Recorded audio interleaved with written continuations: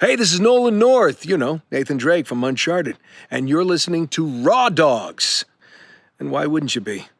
It's the best. Sic Parvis Magna.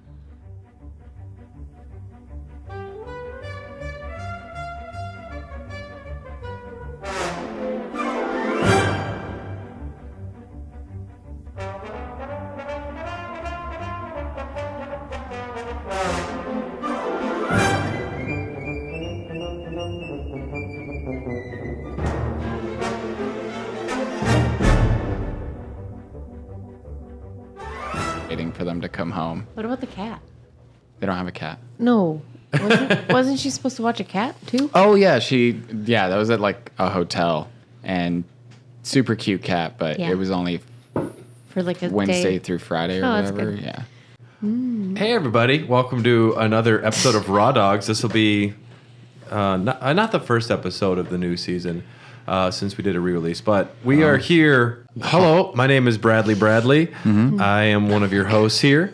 Bradley. Well, I mean, if Mario's name is Mario, I guess I'm Bradley Bradley. I don't know. Who's over there? I'm. If you flip a B upside down, what is that? It's just another B. I'm also Bradley. You're Wad Dillon or something. No, I'm Bradley because if you're the Mario, I'm the Wario. Well, Bradley. No, it would just be It would be Bradley because the M is the one that's flipped. But Luigi goes Waluigi. Yeah, because they couldn't come up with anything else. Like we got Because nothing. L upside down is a 7. We got nothing. All right, that, yeah. I'm just gonna call myself Bradley. Hi, I'm Bradley. All right, it's Little John over there. Okay, Little John. Yep. Big John. Is that me now? No, you're Big John. Oh, cool. I've graduated. You're Big Bertha. You're Birdo. Oh, my gosh. You are Koopa. Dennis Hopper in the flesh. Yeah. Rose from the dead to be on this podcast. My name's Dominic, and I'm pretty excited to talk about this really good movie. And joining us over there is the lovely Princess Carly. Carly, of course. More well-known character than Daniela or Lena, who we will find out about later. Yes, today we are talking about the Mario Brothers movie. The original one, the classic one, the vintage one. Oh, you guys haven't seen the Chris Pratt one yet? Not yet, as it's not out yet, but Well. I'm excited for it. I am curious about it, but honestly, I don't know how it will compare to this original masterpiece in honor of how completely drunk Bob Hoskins and John Leguizamo were on set, which it's been confirmed everywhere. I mean, there is footage of John Leguizamo drunk driving in the movie. That's how Bob Hoskins broke a finger, but do it, Carly. Boom. We have a lot of beers in front of us. Dude, you're so cool. And most of them are from Texas. We have a handful of beers sent to us by our Patreon pal, good friend of ours, Ryan Christianick. Thank you, Ryan. And Dom, you also brought some? I did. I went on a road trip, drove about 3,000 miles from here to Texas, over to New Mexico, up to Colorado, and back, and grabbed some stuff on the way there. So this one is called Pistol Pete's 1888. It's actually brewed in collaboration with a brewery called Bosque Brewing, but it's brewed down in New Mexico State where I went to school. Yeah, very cool. I guess all the hops are grown there. They must have they're doing some school program where they're teaching Horticulture people on hops. Yeah, where they're teaching people how to brew beer and open up distilleries and stuff fun. like that. So the university has a whiskey that they brew, and then they also do this beer. Pistol Pete kind of reminds me of Bullet Bill from Mario. Kinda, yeah. Jesus Christ. Yeah. Wow. Just a very, very light, Coors Light-esque type of beer. So we're just going to be drinking this. Because I do have a Coors Go Light for it, here. yeah. I think the Aggies has a little more hop character in the background. I would probably agree with Carly over Yep. here. This is obviously better, duh. But Then the Coors Light. well, I would hope so. love those ice cold mountains. But Yep. So we're in a unique position here where Dylan, you and I have definitely seen the Mario Brothers movie before. Way back when. You saw it way back when. I've seen it. I don't remember much. I've actually seen it like more than I should probably admit. Carly and Dom, this is both your first time ever seeing it recently. Yes. Yep. 1993, I was much more occupied with things like Jurassic Park. Which came out 2 weeks after this film. Yeah, so didn't see it, I was but I have now. with not being born yet. Not even conceived. Nice. You dodged a bullet there. A bullet bill, as they say. I still got shot though. But yes, the Mario Brothers movie is a miracle of modern cinema. How this specific film came to happen with these different individuals is absolutely impossible. It's but in the words of Luigi Mario, anything's possible. Oh my God, nothing's impossible. It's probable, or forget the quote, but you got to trust the fungus. And somehow the fungus of Rocky Morton and Annabelle Jankel brought this piece of cinema. They delivered it through tribulation and the most terrible birth of all kind. Right. So correct me if I'm wrong, but this is they're married, right? Mm-hmm. They're a married couple, but that's not where our story technically starts. It would start with Roland Joffe. Now, he was the one that first suggested this film with his company Leitmotiv. He met with Nintendo of America president Minoru Arakawa and presented an initial draft of the script, which was 10 drafts ago. But he only had $500,000 for this deal initially, and other studios were coming to court and they wanted a part of this, but this was an independent company. Nintendo saw that they wouldn't have to put a lot of their own money into it. They could retain merchandising rights, and I don't think that they realized that it could be damaging to their star property, and they might have been wrong. But so this small company, Leitmotiv, after one follow-up meeting, was given a $2 million contract and the temporary control of Mario. And essentially, Nintendo said, you can do whatever you want. The budget was $42 to $48 million.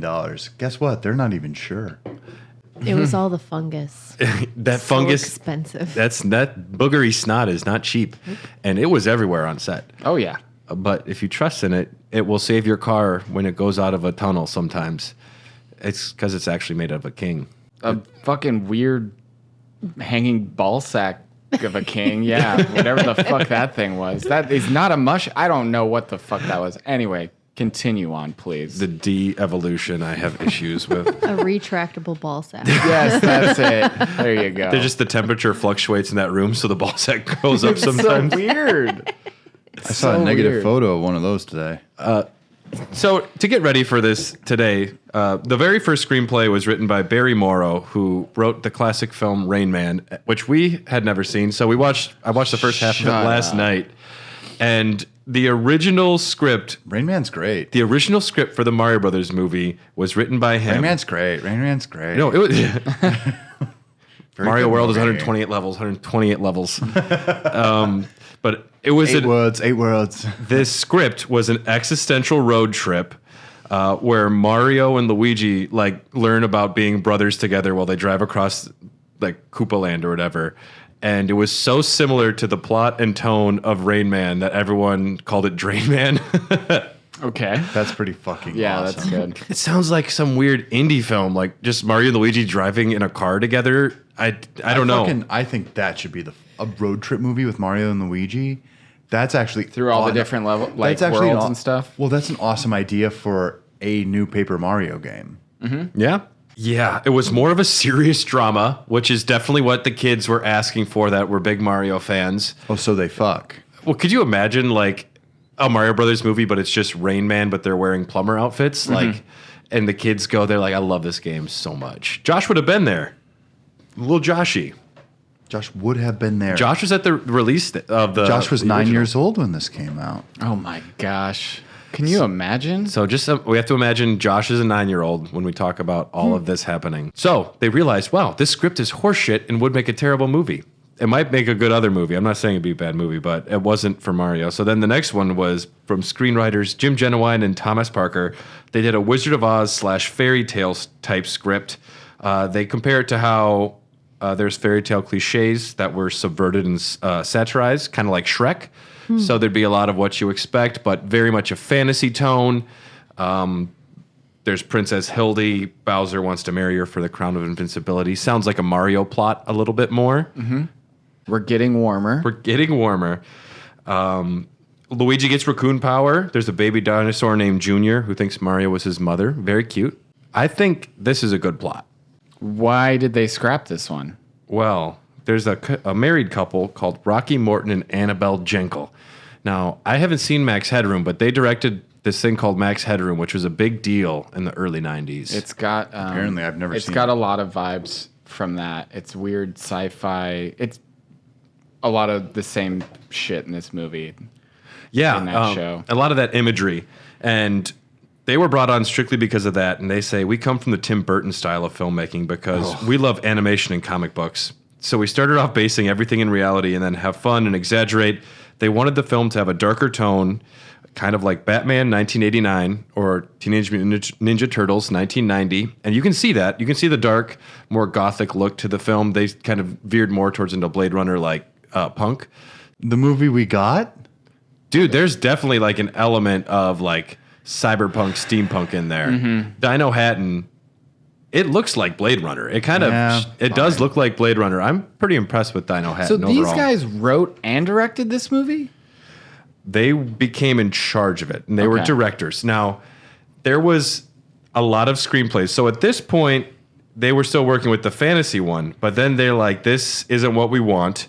This wasn't Snow White and the Seven Dinosaurs, is what they say. The dino world is dark, and we don't want to hold ourselves back.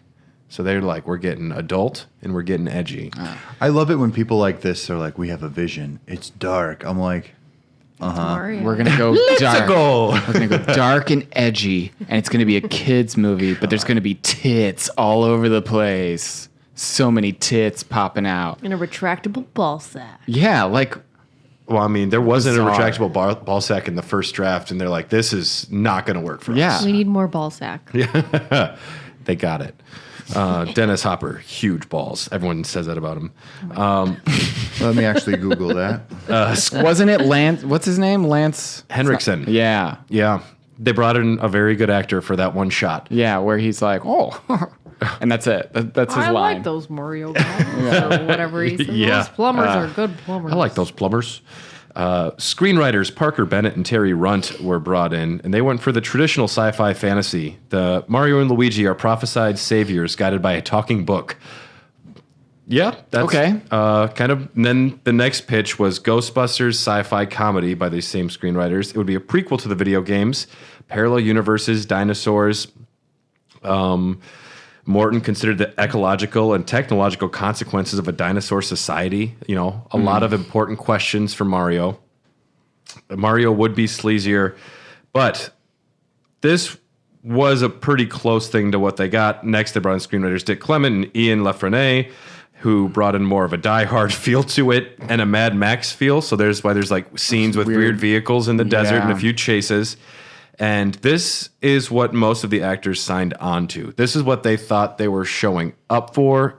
Darker, edgier, sleazier characters, more realistic. Bob Hoskins didn't even know Mario was a video game. Like, oh my gosh. Dennis Hopper wanted a check. He had to pay for rehab. John Leguizamo just happy to be doing anything. He was still a young actor. Brilliant. This poor guy. We haven't even started talking about casting. I know. You can just tell that Dennis Hopper is just phoning this in. Like, he's a great actor. And in this, I'm like, these are all one take where he just went on set. You could tell he was just so pissed to be there. Poor guy just came out of rehab, you said? And he's just got all of his coworkers just drunk off their asses trying to deal with this fucking movie. Poor guy. That's what I do at work. I get everybody drunk. Yeah. Hell yeah, I did. You get the customers drunk.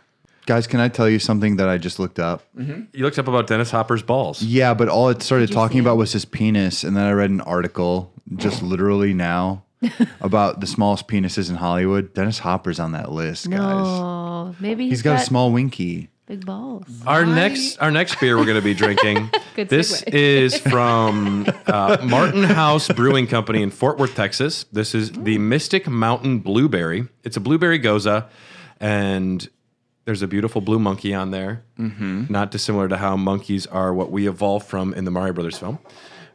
So Thank you, sir. Yep. So this one, thanks to Ryan, everybody.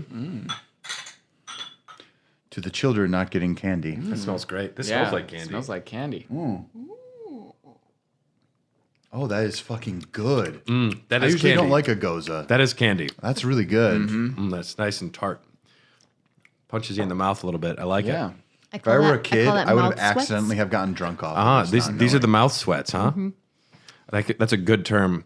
It always hit like beers like this always get me in the back of the throat like it's a warhead or something. That's really nice. Kinda, yeah. But all the actors had signed on at this point.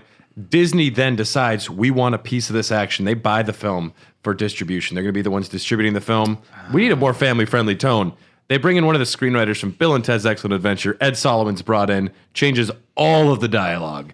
And actors were not happy. It was all jokes. It was lighter. It was funnier. And that's why one of the reasons you watch this film, and they're in like a sleazy bar with strippers. And then they're making like funny, silly jokes. And then they're swinging from fungus. Then there's Mad Max. And then they're in a desert.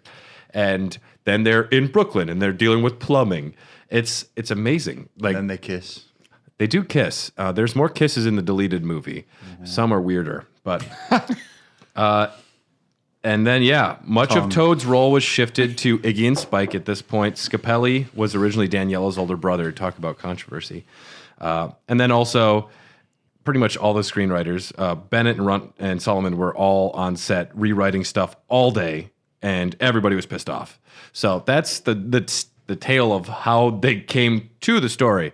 So Mario was originally pursued heavily by Dennis Hoffman, Rain Man himself. He campaigned for the role. Arakawa said no.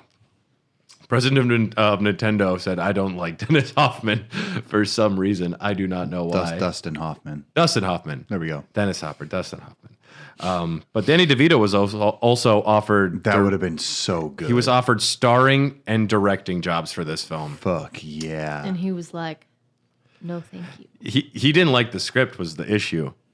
Well, it turns out you can change it in the middle of filming. Oh, you definitely can. Yeah. Especially in this movie. Tom Hanks was also considered for the role of Mario, but was told he wasn't marketable enough at the time. This was before his big breakout. Wait a minute. What had Big? he done at this He point? had done Big already. I don't know. This was just coming off of he had just had a bomb recently. Oh. Tom Yeah. Hanks did? Tom Hanks just Like had for the a- first time in his entire career, you mean? I think he did a lot more early He's- movies he's you're zero unfamiliar Cloud with. Atlas, I guess, is one of those as well. That would have probably fucked his career if he The Burbs. If he did get It was The Burbs. It Yeah. was The Burbs, which is a good movie. I Yeah, like it The was Burbs. Yeah, but Yeah. could you imagine if he had taken this? That probably would have fucked him up. Because what came out? You said Philadelphia. Like Philadelphia. Forrest Gump. When did that come out? That was 94. Yeah, so like he probably wouldn't have done that. Instead, Bob Hoskins would have starred in Forrest Now, Gump. hold It would on. have been Who great. knows? Hold on. Well, then also after this, he actually made it off well because he did like A League of Their Own. Like Yeah, this is he- his he- most productive time of his life. Yeah, and I'm telling you, he probably wouldn't have his career if he picked this movie over Philadelphia. Yeah, I think he got lucky. I mean, Bob Hoskins, though, a brilliant character actor. Oh yeah, Who very much didn't want to play the role of Mario. He said he didn't want to do another children's film. He had just done Roger Rabbit and Hook. He said he didn't want to become a Dick Van Dyke. But Annabelle Jankel, the director, said Bob was a no-brainer. Unabashed, shameless, physical typecasting. okay.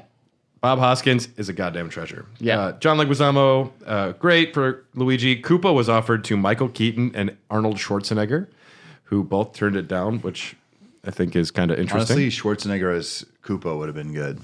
It's like it sounds like Bowser, like oh yeah. Yeah, kind of. yeah.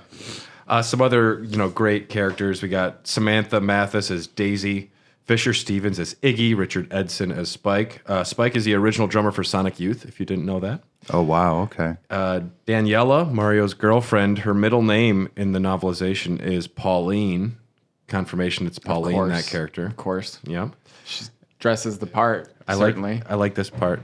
Toad was originally, they wanted Tom Waits to play the character of Toad, which would have been great. What the fuck is this movie? Like, could you imagine if they got all these other characters? What would it have been even weirder? I mean, I don't want to imagine a world where it doesn't happen exactly the way it did because I think it is brilliantly bad. But instead, they cast like a much lesser known artist named Mojo Nixon. So, production of the film began May 6, 1992. Hold on, I'm going to go to the courthouse. I'm going to change my name. Mojo Nixon. Mojo Nixon. It's a good name. Mm-hmm. It's as good as Dick Nixon. Yeah, it's political, but also sexy. Yeah. Much like this film is quite political, actually. If you watch the deleted scenes, there's a lot of politics that were removed from it, which is funny. It probably would have made it make more sense, is my guess. I mean, there's a lot of satire that was taken out, unfortunately. The set was a fucking nightmare. We're just getting a lot of this like pre-stuff before we just talk about the plot and gush. But Bob Hoskins didn't know the movie was based on a game. Mario and Luigi were drunk on set all the time. There was no faith in the directors. The crew would wear shirts mocking them or taking their quotes and showing how stupid they were. Directors, one time Rocky Morton poured hot coffee down a Goomba's back because he'd said it wasn't dirty enough, burning the extra. What? What wasn't dirty enough? Yeah. He says the outfit didn't look dirty enough, so he just poured coffee on him. And it was hot coffee, burned the extras back, and then he said, it doesn't matter, it's just an extra out loud. That person should have sued. They could have gotten a lot of fucking money. They might have. In the stunning Probably. case of Goomba versus Morton. I mean, we could talk about the Goombas. The Goombas are brilliant. I think they're adorable, bizarre. Now, Carly, what are your thoughts on Goombas both in the games and then in the movies? I think they're kind of opposites in size. Yes, one being incredibly tiny and just a little mushroom head, and the other being the big monster. Giant voodoo monster, yeah. With a little head. Yeah. Doesn't make any sense. I can't help but love. There's a few different Goomba types, but the one with the round heads I think are just charming looking. They have like those big dopey faces, and I find it hard to be mad at Goombas because they're so innocent. They kind of have like the troll in Fellowship of the Ring when they kill the troll and he looks like sad and confused because he's just a big dumb troll. Goombas aren't inherently bad. They're just like a poorly raised puppy. I don't know. I like the Goombas a little bit. They're so dumb. You really? Yeah. Okay. Especially the Toad Goomba. He is wonderfully dopey. Yeah, he's got his little Bob Dylan harmonica. Yeah. Because otherwise we wouldn't know which Goomba we were looking at. Yeah, right. Well, he smiles. They all, yeah. Hoskins openly referred to the directors as the cunt and the cow. Oh my God. Which one's which? Fuck yeah, dude. Dude, it's fun watching behind the scenes because Bob Hoskins is like British dude. What do these people look like? Is one of them like abnormally large? No. I wonder which one is the cunt and which Yeah, was that's the what I cow. just said. Like, which one's which? I mean, obviously. Usually the cunt is the woman and the cow is the man. No, the cunt is the man, the cow is the woman. Yeah, that's what he probably would have been Yeah. referring to. Yeah. He's English, right? Yeah. Okay, Yeah. so. He's Cockney. Oh, for real? It's not like in Australia where you call your mates cunts. Yeah. But yeah, so it's I believe that well, you know what? The cunt and the cow. Maybe it's just collective. Like they're Maybe. a band. Yeah, probably. It doesn't matter which one's which. They're Yeah, both, yeah. It's both of them. Yeah, maybe it's just like the whole spirit of the thing. Yeah. You know? That's them there. I mean, They're both good looking. they look normal. They look, I don't know. They look fine. But I would but I call mean, them cunt Bob and the cow. Hoskins is definitely bigger than both of them. How dare you? No, that You don't think so? No, that dude was big. Okay, well. So big. He was a fat tub of lard. I think that the production design in this film is pretty good. I mean, for what they had for budgets, it's been a while since you've seen it, but like Dino Hatton, what they accomplished in that one cement factory, I think is pretty stunning set design. Yeah. What did you think, Dom? I thought it definitely. I mean, this is me watching it in the early 2020s, having it been an early 90s movie, but it definitely looked like a set. Well, for sure. It definitely was a set. Yeah. But man, for them to pull off with the budget they had, and they were behind budget like before they finished. They were way behind budget. The effects aren't good. The special effects aren't good. But I don't know. I think whenever it's just like street level Dino Hatton, I was kind of into it. I thought it was like a bad Blade Runner. The cars are cool with the sparks flying out and all that. And they're like on tracks. Yeah. With no brakes. But Yeah. sometimes they have brakes. No brakes, but sometimes they do have brakes. Yeah. Only when the jokes need brakes, then there's all of a sudden brakes. Yep. Yep. Yes. Okay. Should we talk about the plot? Let's go for it. Yeah. Get it. Here we go. Let me get my little reminders. We thing. Should we pour a new beer before we trust dive it into like this? The fungus. While I pour this beer, Dom, describe the setup, the opening. So we're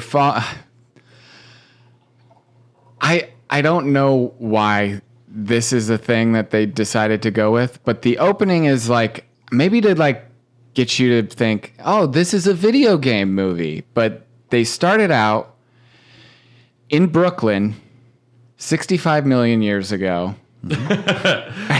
Animated on an Atari. And it's just a bunch of trees where they're talking about how dinosaurs used to be in Brooklyn and a meteorite comes crashing in. It's all pixelated at this point to, I guess, remind you that this is a video game movie. But the setup essentially is a meteorite hits Earth and splits. Is it Koopatopia? What's it called? Well, it splits our reality into two dimensions. Right. Yes. Where dinosaurs. See, the dinosaurs weren't killed. They were sent to another dimension. Right. Where they evolved. They still evolved into humans somehow. Very mammalian-looking species. And not only that, there are different dinosaurs that all evolved to look like humans. Yeah. Yeah. Nailed it. Great. And yeah. it was animated with, like I said, an Atari, it looks like. It was very bad animation. And then they brought Dan Castellaneta. Is that how you say it? Castellaneta, yeah. Yep. He does the narration at the beginning. Oh, really? Really? Yeah. That's Dan? Yeah. The dinosaurs 65 million years ago. A meteorite came and they split the dimensions into two, which begs the question, Yes. how does Princess Daisy even have a job in this world, Well, in our dimension? Well, that's if the dinosaurs are in another dimension, Did you how not- did they get into our did you dimension? not watch the movie? I did. Opening? Were you not paying attention? The very opening, you see Daisy's mother getting pursued by Koopa. Now, there is a portal. And how the portal works, it's something to do with the meteor. But So was Daisy in the egg? Daisy was the egg baby. So Daisy's mom is carrying her egg because she is also still a reptile who has eggs. She's getting pursued by Bowser in the streets. This is what doesn't make sense. If you give that egg, she drops it off at a nunnery, right? Yeah. An orphanage, yeah. No, it was a church. Nuns And everywhere. These nuns find a fucking demon egg that hatches Yes! a baby, and they're like, dude, this is fine. Yeah. There is no way they would This raise is not that a sign of child. Satan. No, exactly. I don't understand it. Well, then the fact that the nuns don't say anything means they might have been not Christian. We don't know for sure. No, they were Witches. Catholic as fuck. That's all I remember is I'm like, oh, it's like the church my mom takes me to. The last time I saw it, I was not that young. I was probably like 23.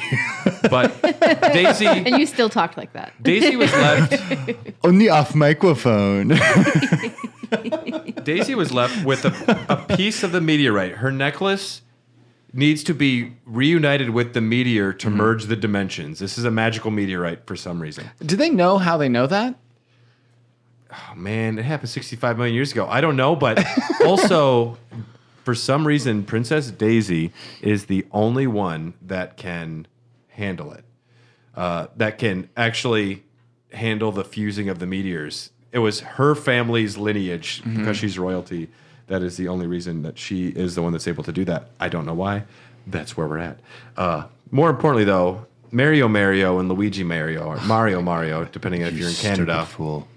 Mario and say Luigi Mario. Mario. They're a couple of plumbers, and the villain of the film is Scapelli, the evil mafia-like plumbing competitors of theirs. Scapelli is a very compelling villain, I must say. Compelling. It's Scapelli indeed. Spinelli. Oh, very Scapelli. good. Yes, we are all Italians. You're all shady, except for your glorious hero, Mario. Yeah. Mario. I've seen your national flag. It's just Yeah. Mario. Basically, yeah. Yeah. It's Mario and Luigi together. And he's on top of the Leaning Tower of Pizza, eating a Going pizza. Like these. All right, we got a beer. This is a pineapple sour with lactose from that same Martin House Brewing. This is the Mega Fast Jellyfish. It's 10%. Whoa. It's 10%. That art's pretty cool on there too. Holy fuck, yeah, dude. Another one. If from I drink Bryant. this, are you gonna have to pee on me? Because it's a jellyfish. What we do later doesn't matter on the podcast, babe. It smells nice. This was made in Texas by Texans. We paid in it. That's what they So say. we paid in it. Why'd they put that on there? Sometimes there's not enough water to go around.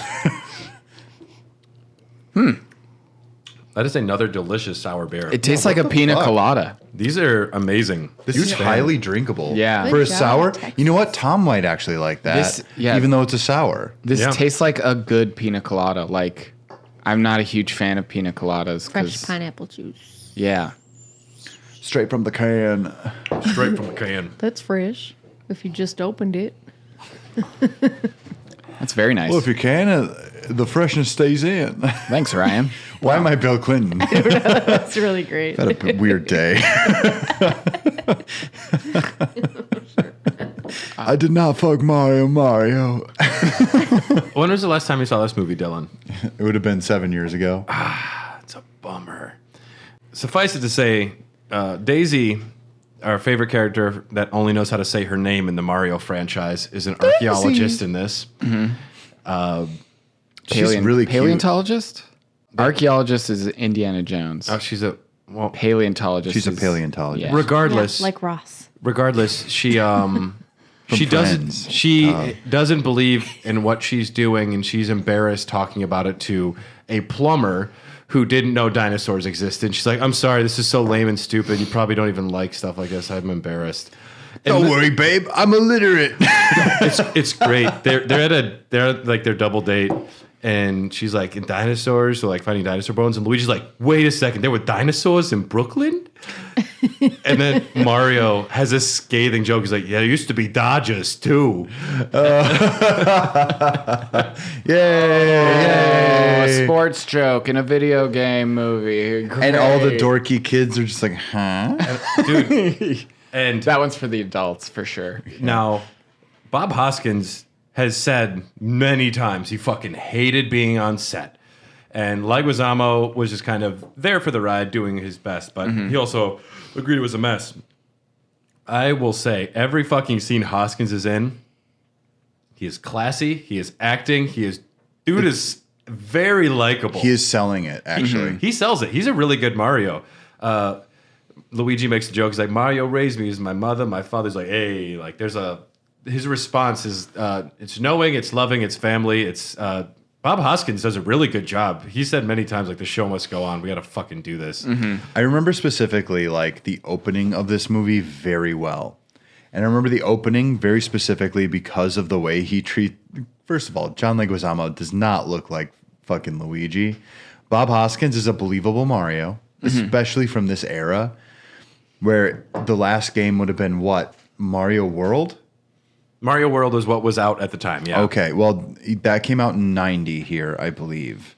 So if you looked at the pixel version of Mario, you could maybe assume that underneath his hat he was bald.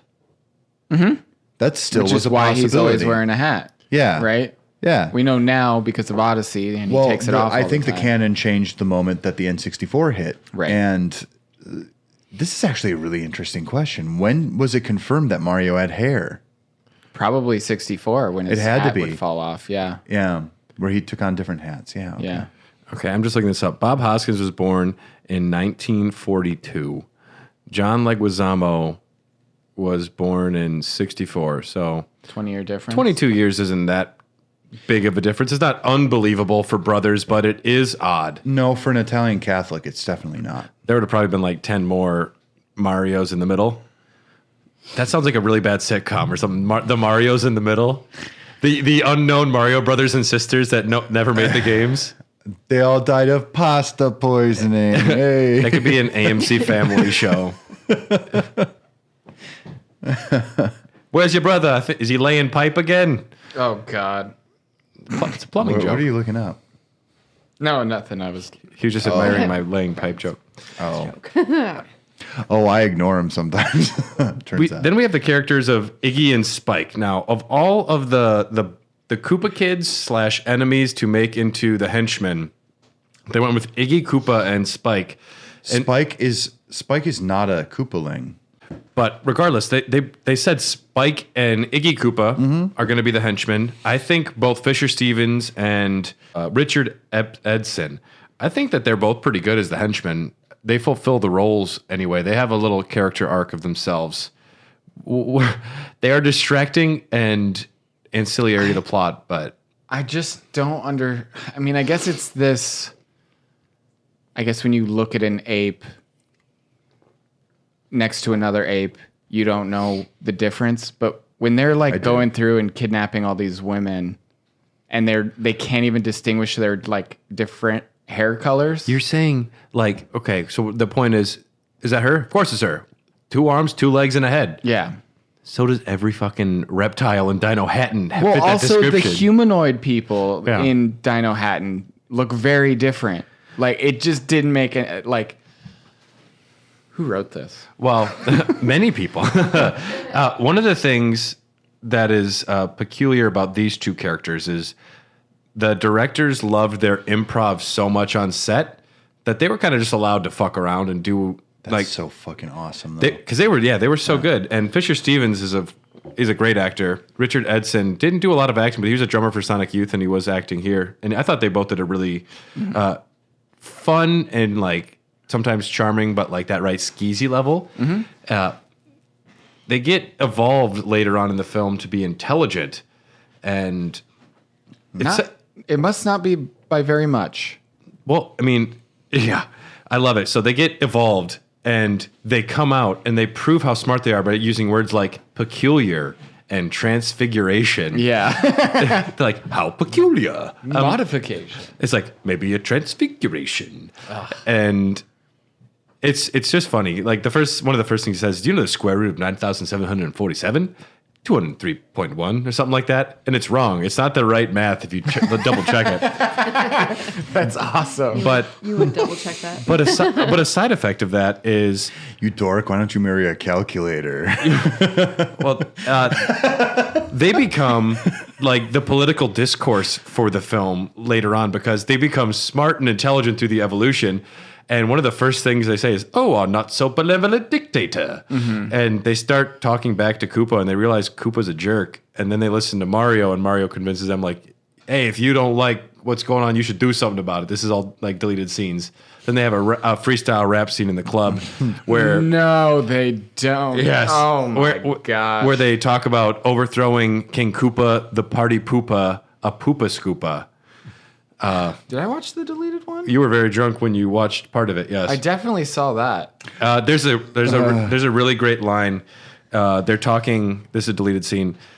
Mario and Luigi are like talking about how all these Vote Koopa signs are up there, which is never talked about in the movie, in the release version. I thought But it was a dictatorship. well, he's a dictator, but Oh, much like Vladimir Putin. because they're talking about how you can vote for like Koopa the kind or Koopa the generous or like Koopa the sporty. Oh, And that's they're funny. like, what's the point of all of that? They're like, you mean you can vote for anyone as long as it's Koopa? And Luigi says, what kind of system is that? And Iggy goes, democracy. And I'm like, Oh, that's fucking sick, dude. I can't do the fucking like finger Iggy thing. Koopa, dude. We need another beer in honor of Iggy Koopa there. Yeah. Do you have a bottle opener? I do. Dude, I just can't believe the sharp political satire of this film. And also all that set design for Vote Koopa and all these things, and it's never just talked about once. Honestly. So, rumor has it that there are also some other characters featured in the film that weren't. They were like mentioned in the novelization or in the scripts, but they were never named in the film. Birdo is in this movie. The old lady with the egg, or no, there's a character pushing an egg. And it's like, "Don't touch my egg." That's Birdo, in one of the scripts.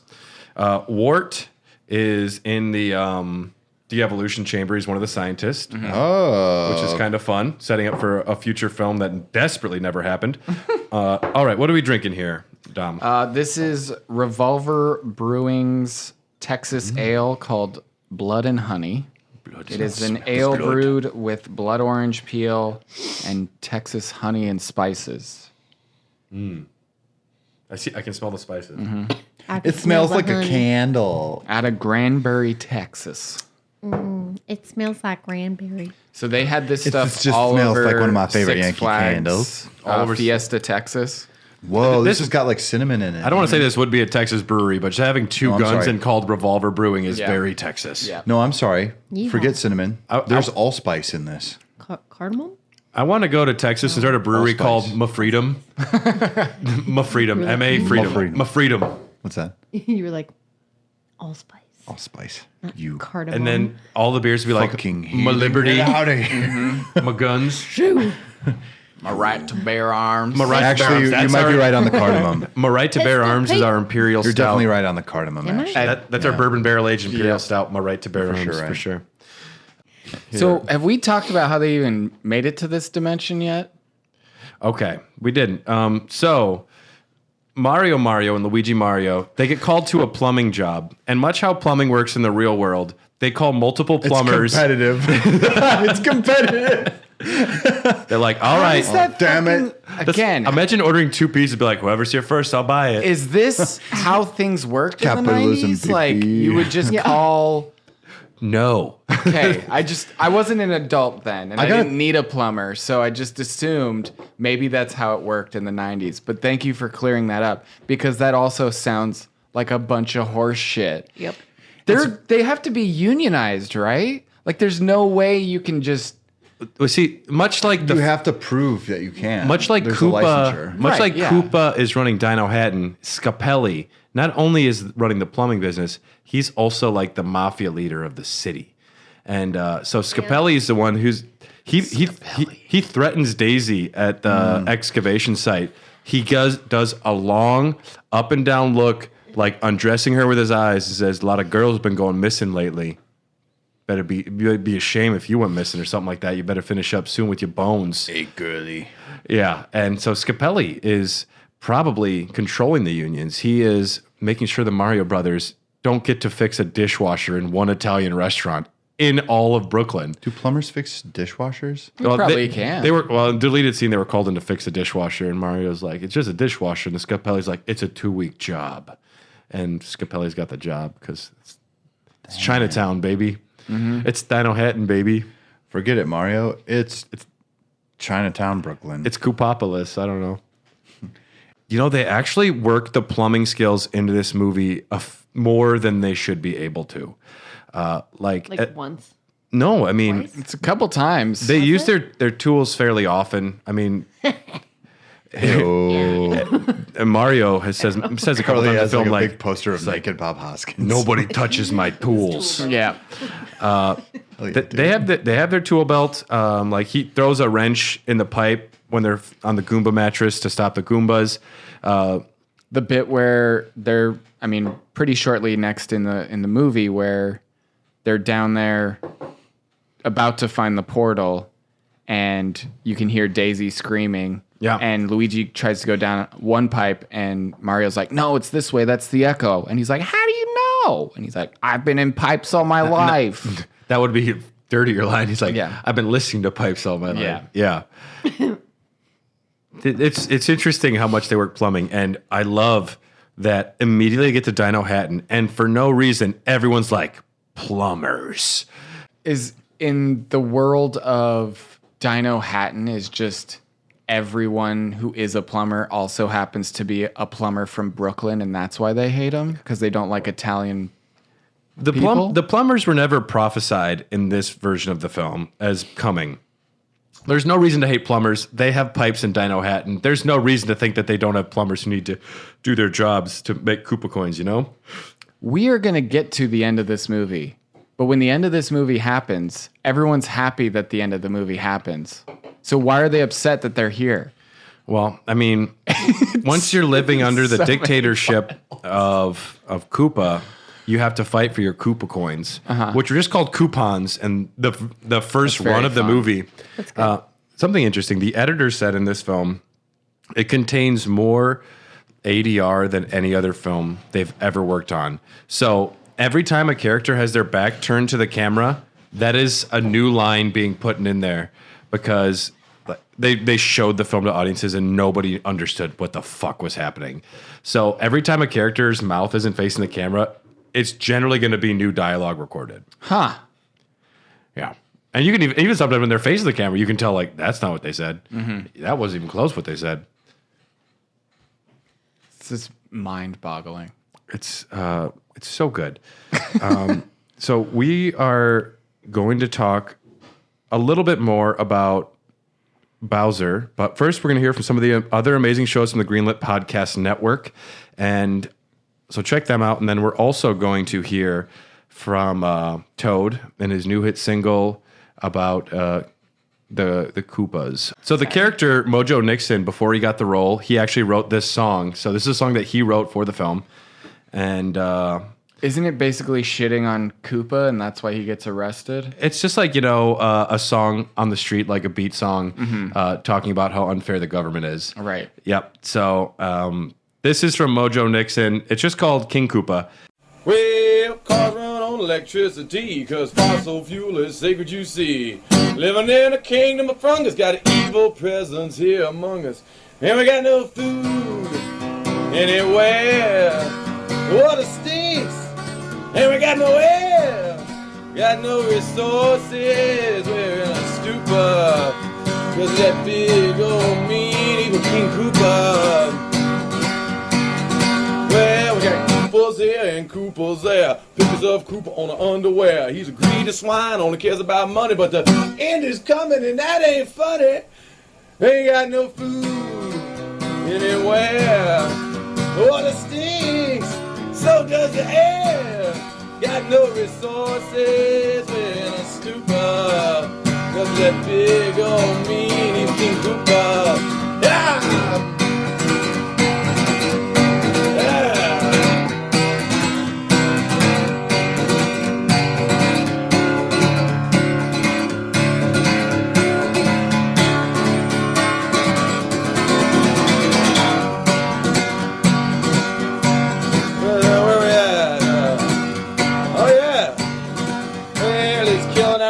Sucking it dry. He's a vampire bat with an evil eye. Now, on the man. Kill King Bowser. Kill King Bowser on May 28th. Got the Goomba guards in a police state. Reptiles need a brand new saver. Maybe you plumbers could do us a favor. Cause we got no food anywhere. Water stinks. And we got no air. Got no resources. We're in a stupor. Cause that big old mean evil King Koopa. Cause that big evil egg sucking scaly buddy King Koopa. You know what I say? I say let's castrate the Koopa so he can't reproduce us.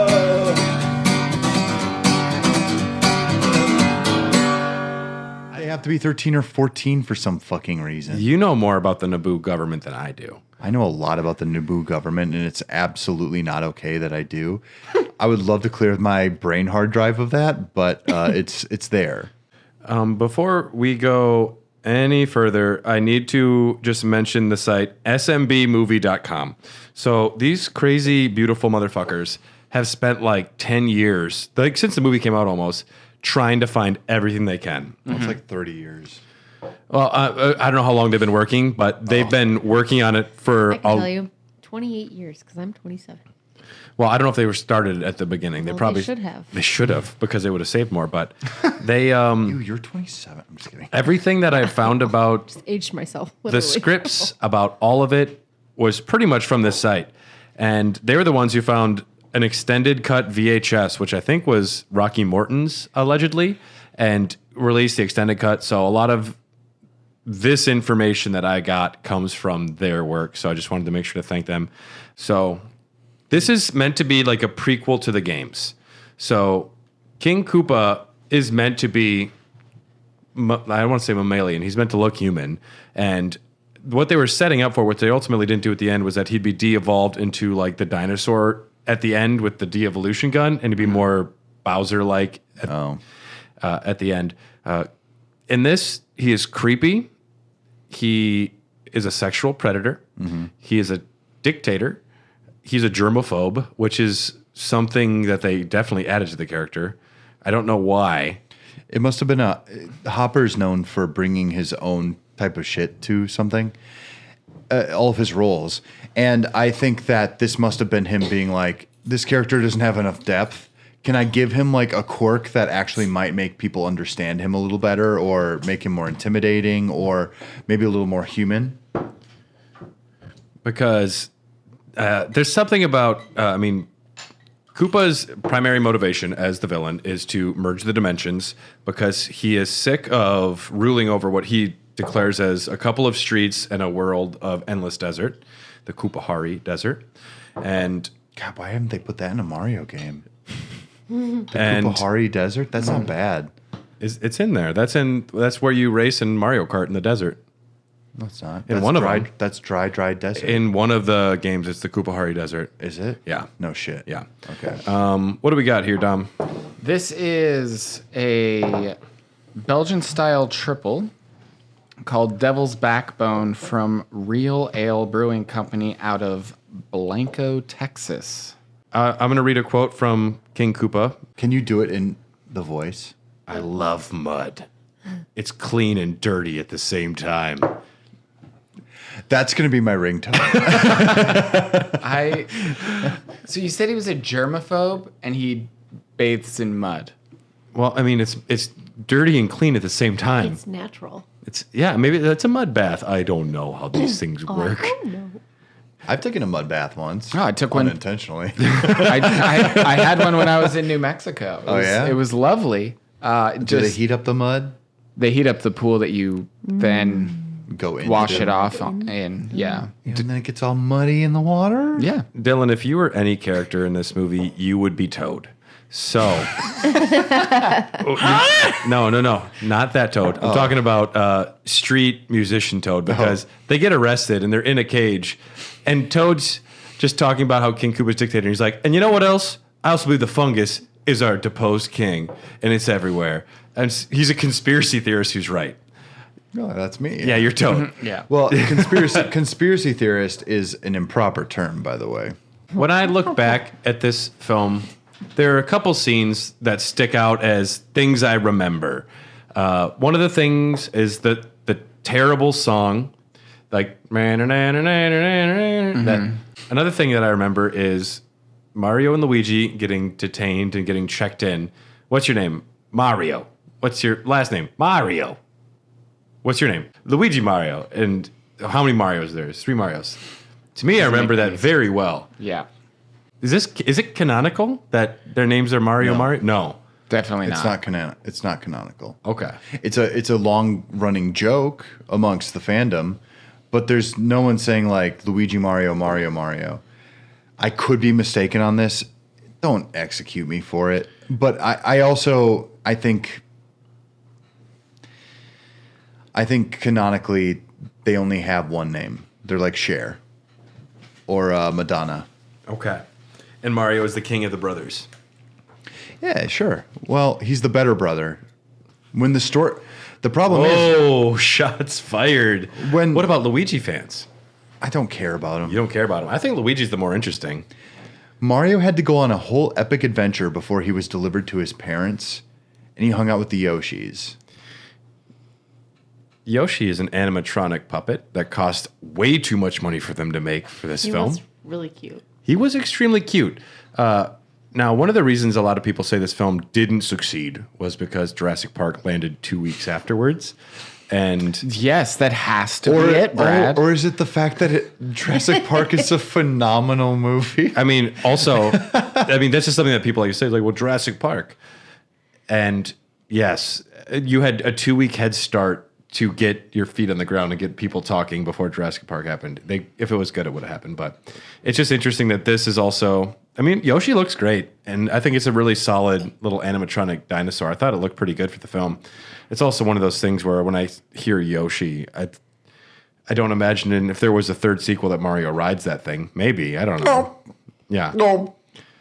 I don't know what's worse, your Toad or your Yoshi. It's definitely his Donald Duck. That's the worst. Yeah. Are you sure? Wow. Okay, so they have a de-evolution chamber, and this is a form of, I don't know. If It doesn't sound like Donald Duck. I'm sorry. It sounds really good. why would you have a prison if you could also just de-evolve everyone to be in your army? Yeah. Because you wanna subjugate some people, and you want to force people to be your peons. Some people to be your peons. It's Okay, so you want to scare people. Wouldn't that be the scare tactic, though? Is to just be like, I'm de-evolutionizing you. De-evolving. well, why does Russia still have gulags? Because they can't de-evolutionize Instead of just people. executing you, it's easier to execute.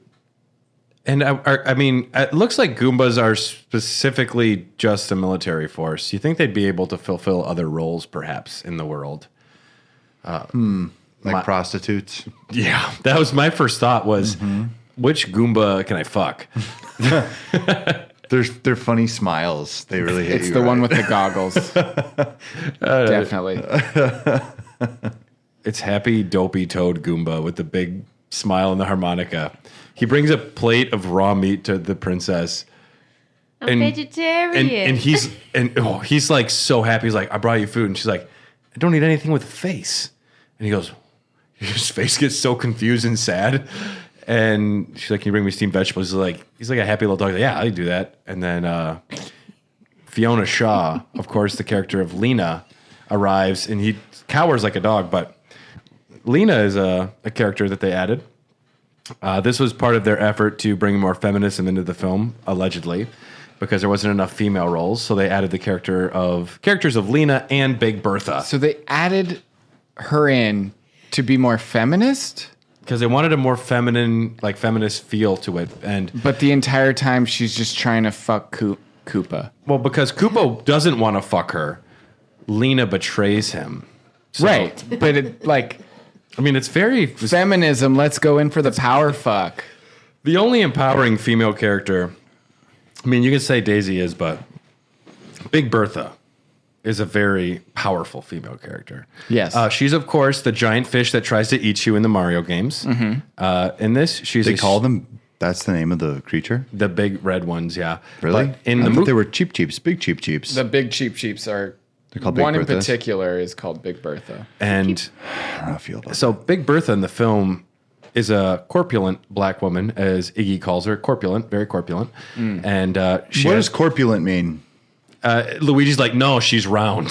So that describes what I mean. She steals the meteorite immediately from the brothers, and she's the bouncer at the Boom Boom Bar. Okay. Corpulent. Fat. It literally says It says of a person, fat, a short, somewhat corpulent man. Adjective.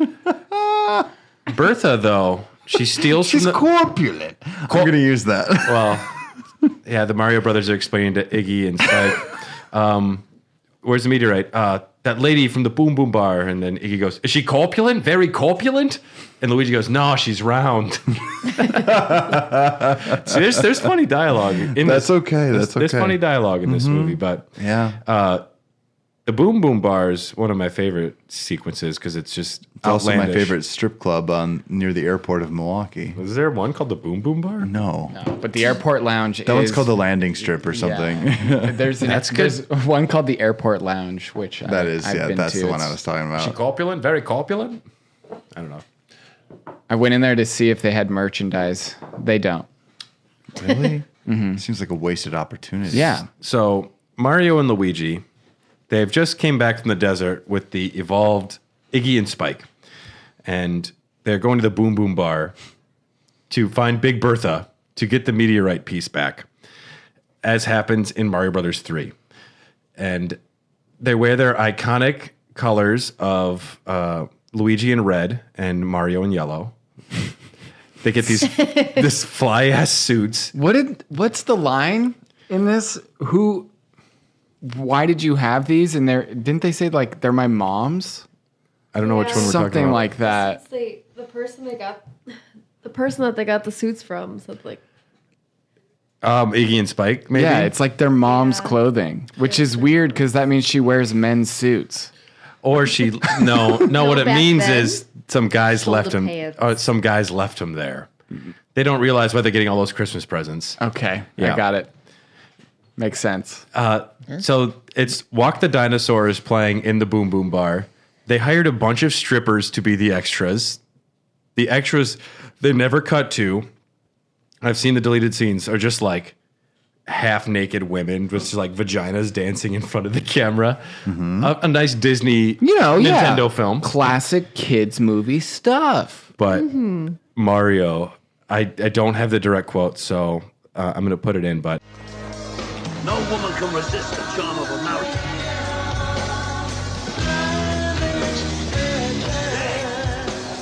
The name's Mario. I'm your main man. You Ramadan, you can of Spain. That's me, baby. That's what I'm gonna say that's tonight. mostly what I wanted to see. Mario goes up to her, and he just goes, "Hey, my name's Mario. I'm your main man. You can't spam." Because right before this, he said, "Nobody can resist the charm of a Mario." Now, Carly, imagine you didn't know me, and I look like Bob Hoskins in a giant yellow suit, and I came up to you in a bar and I said, "What's up? My name's Brad. I'm your main man. You can't spam." It actually might work. I don't know. Yeah. No one can resist the charm of a ward, though. That's the issue. Of a Mario. It's just fantastic. Well, and then so she punches him right in the face, and then comes around and goes back to her and says, "Hey, punch me in the face again. I loved it." And that's what got her. I mean, no one knows how Big Bertha really thinks. She's kind of an enigma, which is very empowering for a female character because Mario uses literally all of his charm. He calls himself a can of spam to her, and she doesn't even flinch. She doesn't want that. She punches him. She doesn't like spam. She doesn't even like spam. She only eats things with a face. She isn't a vegetarian. So she wants that. She wants the Mario meat. Spam isn't real meat. Is it? I was under the impression that spam stood for sliced processed alien meat. Whoa. So it's Ass meat. So Ass meat. Ass meat. Boom. Yeah. Boom, boom. Dylan, what do you- I think hate to that's tell a, everyone in the room, but tell us. there is no Rule 34 porn for the Big Goombas Bertha? from Mario. Ooh, Big Bertha's a good choice. Look up Big Bertha. I'll Look up Big Bertha. I did see Let's a open lot of the pictures of pictures. Mario fucking the shit out of Speaking of Goomba. corpulence, we're gonna Out of a Goomba? Yeah, you want to see? Does that say Sure. ass? Hold on. Speaking of corpulence, we're gonna open another beer from Texas. This is Cultivating Mass. Oh. I didn't see the M. This is a peanut butter marshmallow and chocolate imperial stout. We're gonna get drunk. I did not see the M, everybody. Oh my I got God. really excited. Can you look up Big Bertha though? We're gonna look up Big Bertha. Yes. Oh yeah, of course. Finish up your beers there, boys. Yep. Yeah, that's disgusting. Thank you. So Mario, Welcome. Mario is seducing Big Bertha, and he says he wants to get punched in the face again. And she's like, "All right, this guy, I want that can of spam." And they're slow dancing.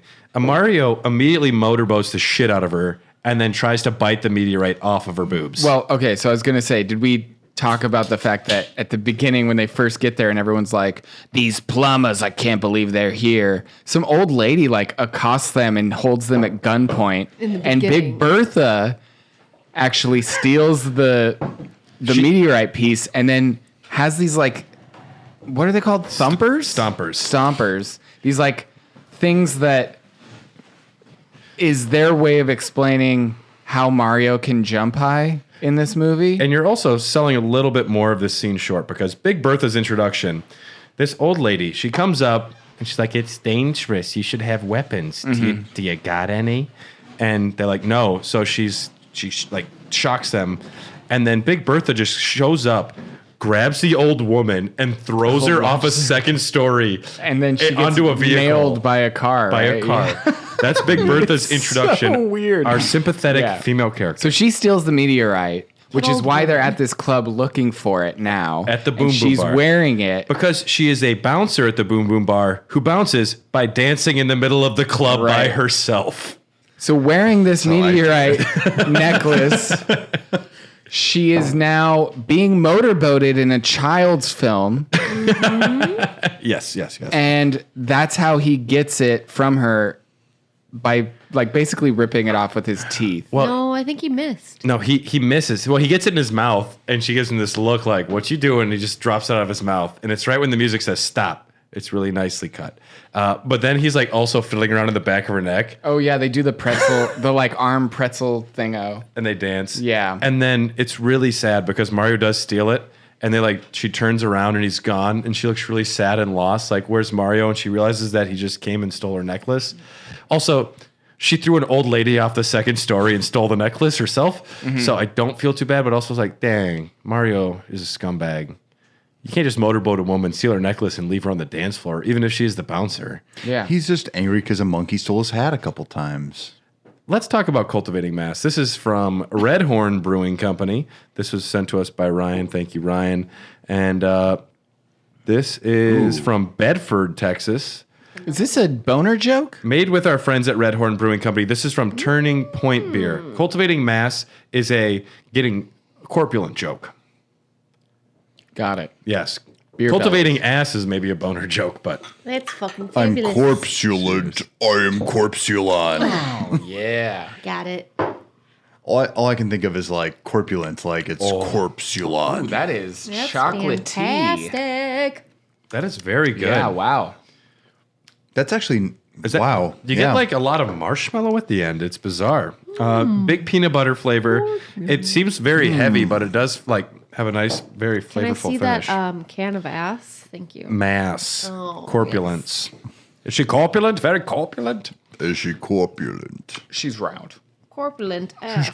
So, unfortunately, though, Funny. the Goombas have been summoned. The Goombas have been summoned to the Boom Boom Bar, and Mario and Luigi got to make a quick getaway. So they run into like the coat check room or something like that. Well, they use their sweet skills of football in order to get there. What do you mean? Well, they play like hut hike with the meteorite. Oh, fuck. This is straight up out of the Turtles 2 movie. Yes. Yeah, they're throwing the meteorite, Yes. which is so dumb. Because it doesn't do anything and it gets taken away from them anyway. No, they get away with the meteor. No, they don't get the They meteorite. don't. Yeah. Fucking what's her nuts? Gets it. Lena. Aunt Petunia gets How it. dare you? Aunt Petunia, yeah. That's her nuts. So yeah, but Big Bertha helps them escape by That is your new catchphrase. That's her nuts. that's her nuts. But they're running away from the Goombas after losing the meteorite piece. And who saves them other than Big Bertha? Right. She knows what Mario's up to, and She's a like, big fish.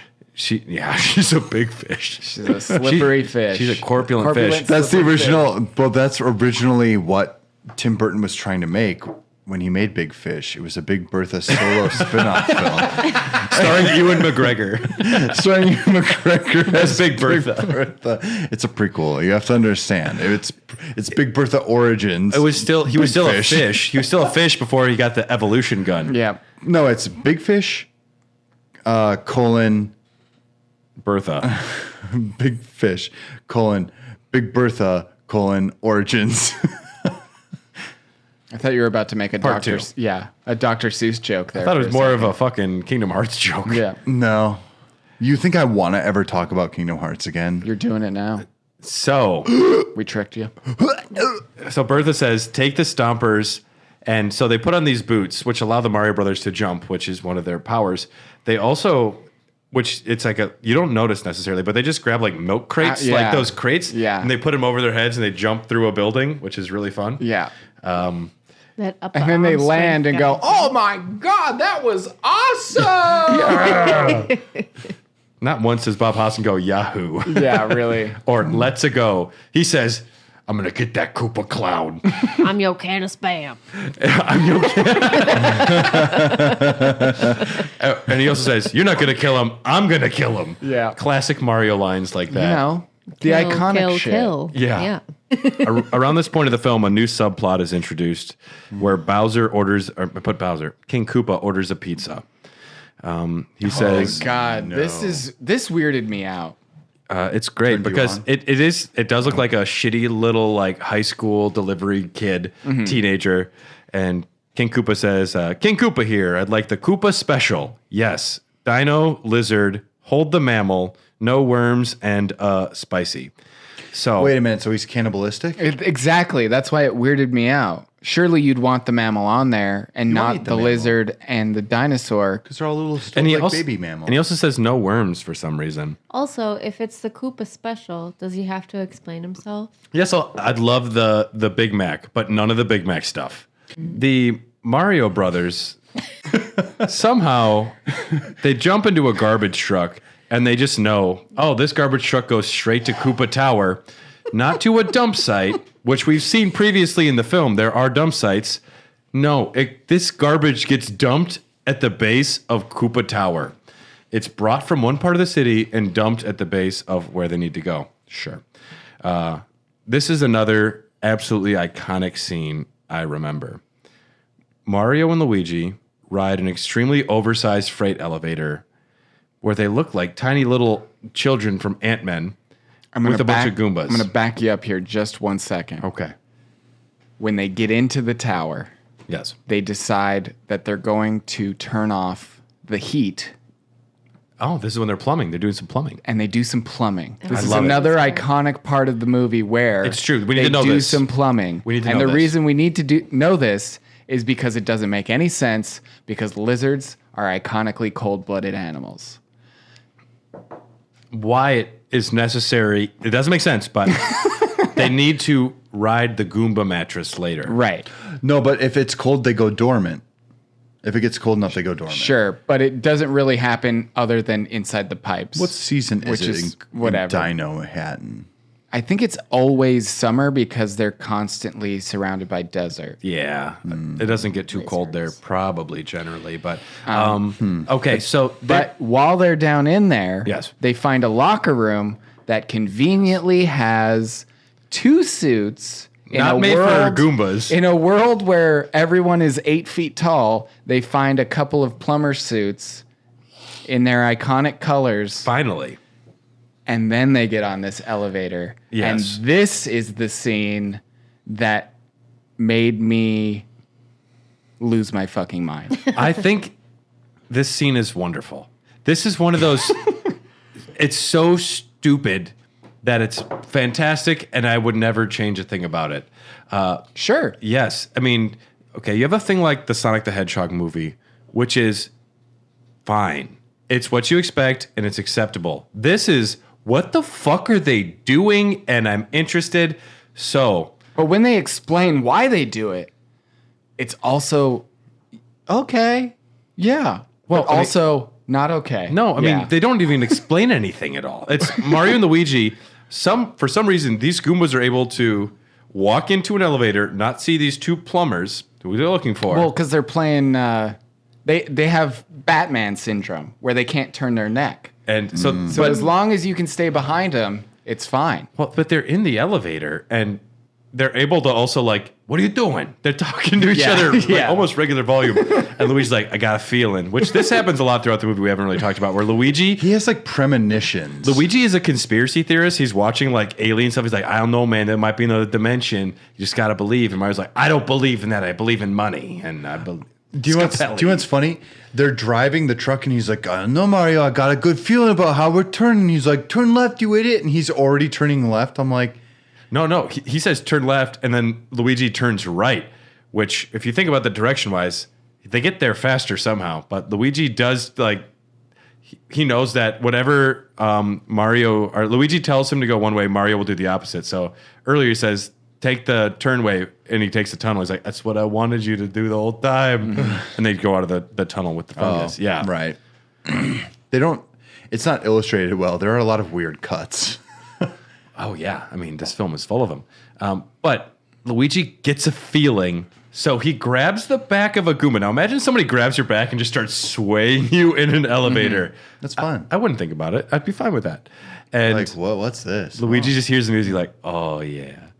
And they are simple creatures, these Goombas, but he gets them all, and he gets one swing, and then he walks in front of that one and sways another, and this Goomba can't even see down 2-3 feet below him. He's like, okay.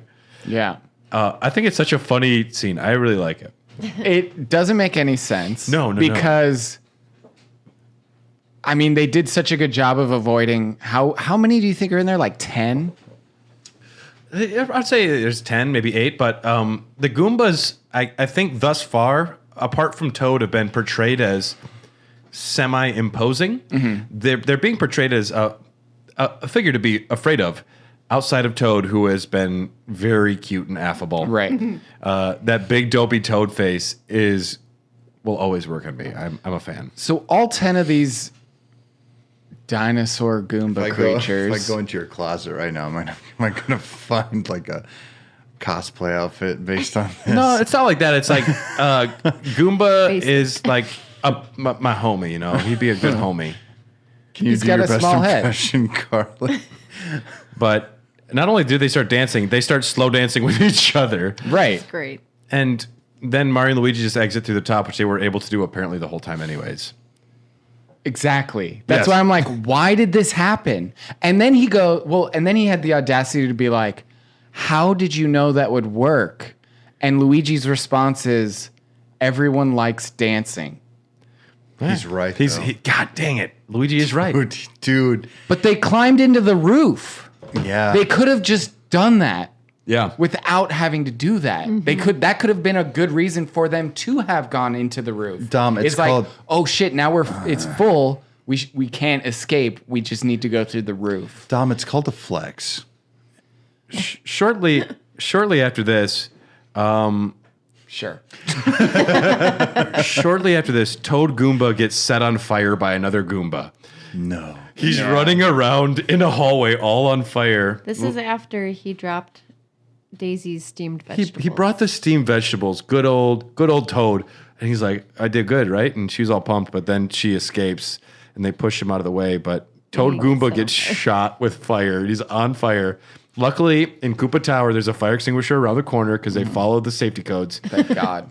Daisy grabs it.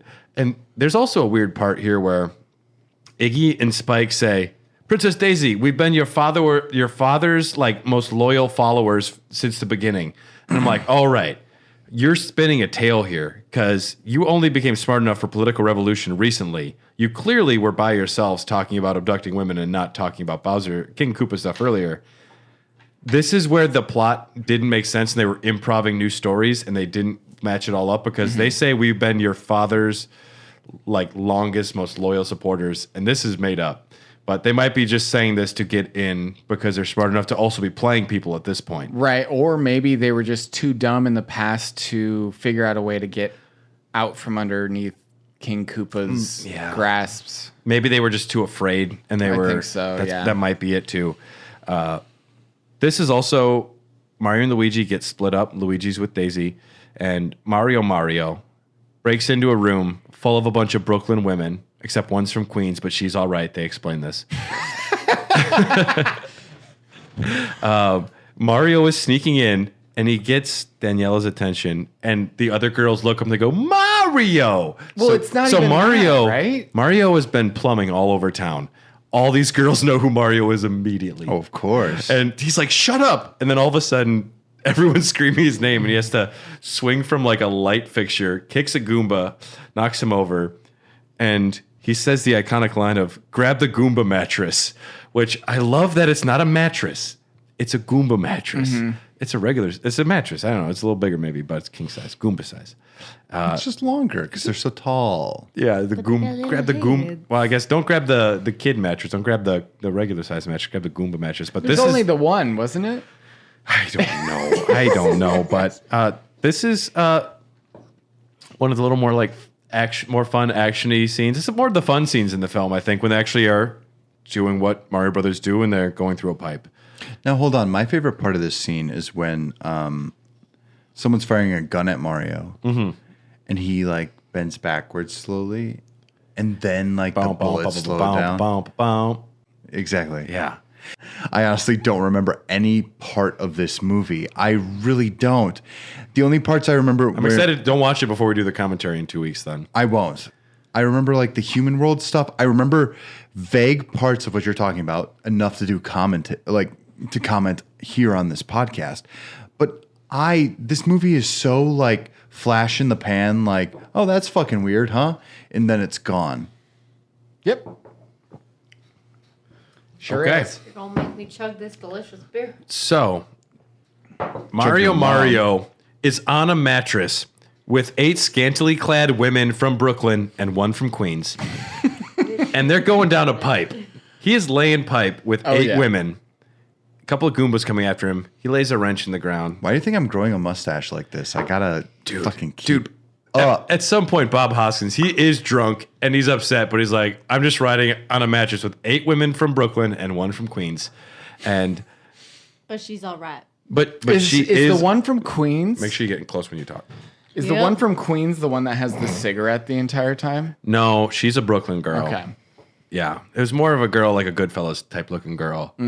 Yeah, but I guess they all would fit in there. Mario. Mario! He's like, what the fuck? I am literally seeking you to save you, and you just screamed my name. Sometimes Mario needs a cigarette. Yeah. When's that going to happen canonically? They happen to shoot out of this pipe into the middle of Dino Hatton, right where 2 Goombas are leading Luigi and Daisy. Statistically, very probable. I mean, nothing's impossible, according to Luigi, but runs into him. According to Luigi. Bowser is there, though, King Koopa, and he's got his gun. And Mario, this guy, he's clever. He knows what he's doing. He grabs a bullet bill from behind his back, plugs it into his stomper boot, just drops the boot, and it flies forward and kicks Koopa into a giant, like, container. He planned it. He was thinking about this all along. Eventually, the universes do merge. Lena, of course, the eponymous, fantastic character of Lena, who just wanted that Koopa dick, who stole the meteorite piece. She has gotten to the meteor, and she's going to do it herself. She's going to put the meteorite piece into the meteor. Luigi and Daisy and all the women from Brooklyn and 1 from Queens are there to stop her. She puts the meteorite... It's like that scene from Avengers Endgame. Which one? Endgame, the one where all the girls are like walking together and like giving serious face. But then it's like Spider-Man would be in the front, and that's Luigi. There That'd you be go. great. Yeah. But she tries to put it in herself, and she does a straight up like Marv from Home Alone 2 and just like gets shocked when he's in the basement and turns into a skeleton. And she becomes like a skeleton on the wall. And Luigi, he looks to Daisy like, wow, she leaves an impression. That's how you feel when someone's murdered right in front of you. You're like, oh, that's pretty sweet, huh? Car crash, huh? Wow, she's probably dead. Bummer.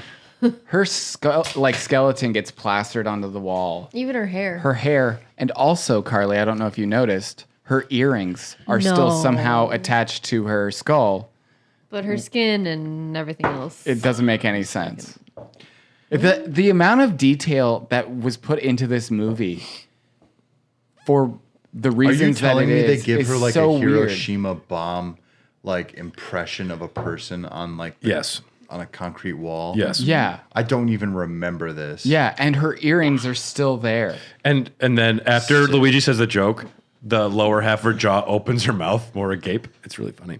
Like she was laughing at his joke because also- it was so good. Funny This Luigi. the portal is odd too. So earlier, Daisy goes in the portal before they come this is way back at the beginning, and Mario and Luigi are down in some fucking catacombs in some caves, and they're looking at this wall, and a Daisy face comes out of the wall, and it's like half rock and says Luigi, and that's where they get the meteorite piece. But Luigi's first thought is we should jump into the wall. We'll go through it. It's fine.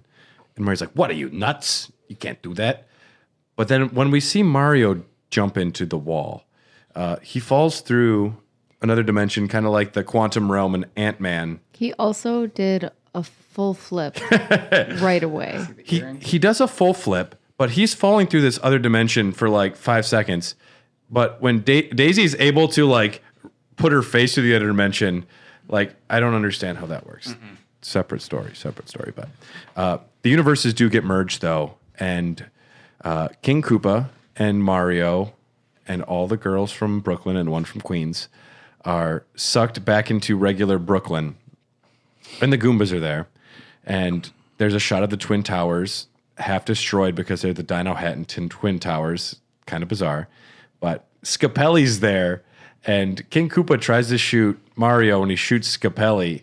Scapelli gets turned into a little primate. This is the birth of Donkey Kong. Cranky Kong's version, I would say. Is that It's not canonical, but if that is not a reference, I would be surprised. okay? Yes. And you know what's great? These people, for some reason, they're all crowded around this Do you one really site. think the cow and the cunt really The cunt and the played cow. the cunt video and the cow. games?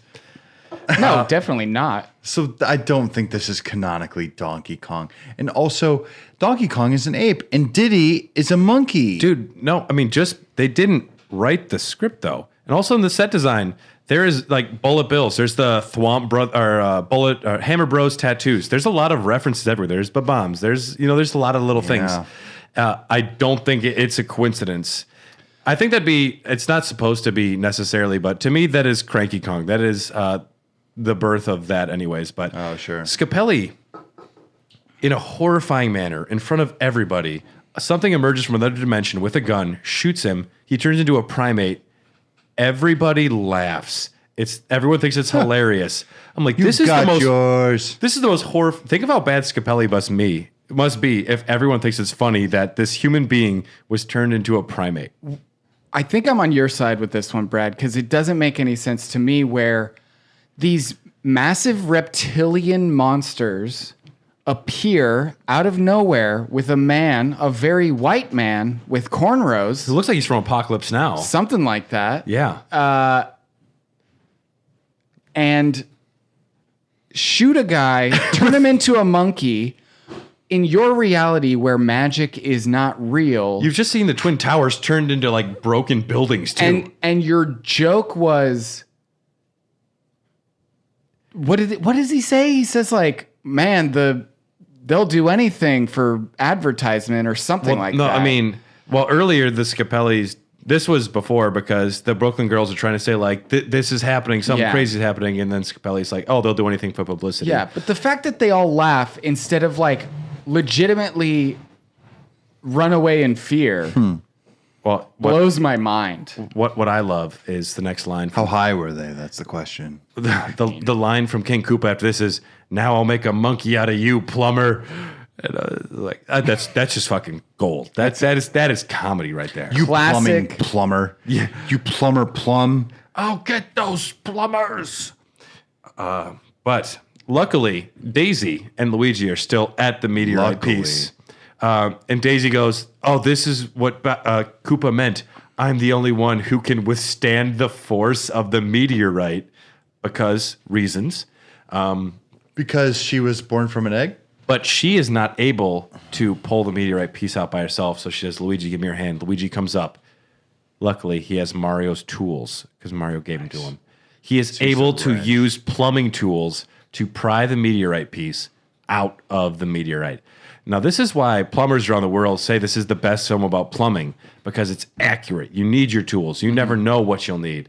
You never And- know what shit's going to come out of a pipe. That's what they always You say. never know what kind of meteor you're going to need to drill out of. Now, this is a deleted scene because in the original in the original movie earlier on, Mario Preparing for an Armageddon scenario where they have to force me to plumb a meteor. in the original film earlier when they're at the dig site, Mario is telling Luigi like this wrench, and Luigi's handing him the tools he needs. At this point, Luigi's calling to Daisy in the deleted scene like, I need this, and she's the one giving him the tools. And she just knows them all. Yeah, and also what the fuck do you need plumbing tools for? You're just trying to pry one meteorite piece out. You don't need like 10 tools for it. But This is true. he's able to pry the meteorite piece out and split the realms again. We're going to be drinking another beer here. This is a Rick and Morty themed beer. This is from Turning Point Beer as well. This is a 12.2% beer from Holy cow. Let's watch our from Turning readers. Point Beer in Bedford, Texas. This is the Mortytown Locos. It's a pastry stout with hazelnut and coconut. Are these all the same brewery or a different one? The 'Cause first a lot two- of them are from Bedford. These are 2 from Turning Point. Then we had 2 from Martin House Brewing. Okay, just making Mine were sure. from 2 different. To Samhain. To Sam Hain, Cheers, bitches. All Hallows Eve. That was all my Nick.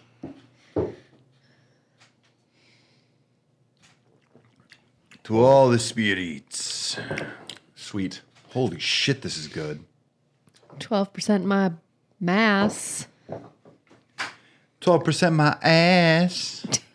Thank you, Dylan. Cultivating corpulence. You can definitely taste the booze. That's for sure. Ooh, yeah, there's a little bit of booze in that one.